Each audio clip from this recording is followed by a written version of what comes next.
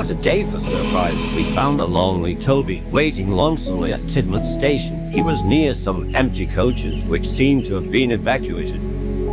He seemed scared and was mumbling to himself repeatedly. We tried to approach him, but he kept reversing. Maybe this whole thing has taken a toll on him. I wouldn't be surprised. We examined the coaches, which were the red and cream fast passenger service ones that James was pulling earlier. Did he leave half his train behind? I don't recall seeing a break coach on his train, so it must have been the case. It also explains why there was so much luggage loose on the platform. We've decided to raid the station to see if any food was being stored in the offices. We found a few pastries inside of the station, but they were pretty stale. Either way, they tasted pretty good.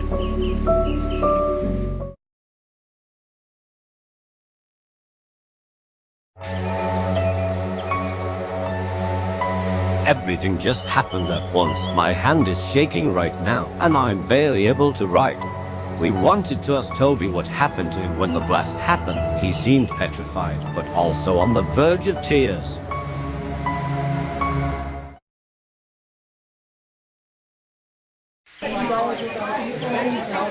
While James had just finished shunting his coach together for his next train, Toby was traveling down the line to collect Henrietta from Crovan's Gate Works, who was getting her windows replaced and a new coat of paint. He soon stopped at a signal at Tidmouth and talked to James, who was complaining about how he had to shunt his own coaches.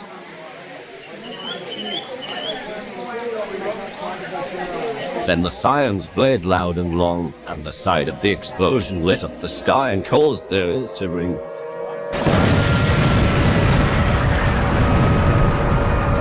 James and Toby were petrified and urged people to get into the coaches. However, only after the train was coupled up, and there was no time to grab the shunter's pole and hook them together.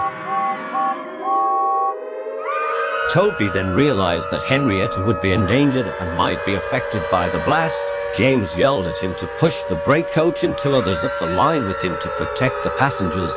Toby didn't listen. The brown box slid towards the works. James furiously pulled the coaches out of the station as fast as possible while leaving 3 behind in the process, while the determined tram engine headed straight towards the direction of the blast. As the shockwave hit the station, some of the stranded passengers ran for the hills. Others stayed in the station. They've all left by now, but it explains why the interiors of the offices are completely trashed.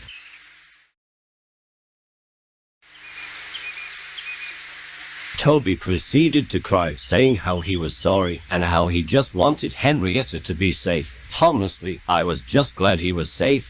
I learned that wood isn't affected by radiation, so it made logical sense that he was fine. Then a voice called out from inside of him out of the blue, in a deep groggy voice, which said something like, "It's all your fault, Toby.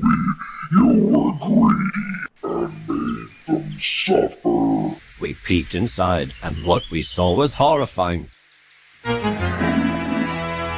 Toby's smoke box had become sentient. A mangled face which resembled one of a troublesome truck, with heat burns mostly on the right side of its face, was located right behind where Toby's face would be. That was when it hit me. He wasn't mumbling to himself earlier. He was talking to the voice inside his head.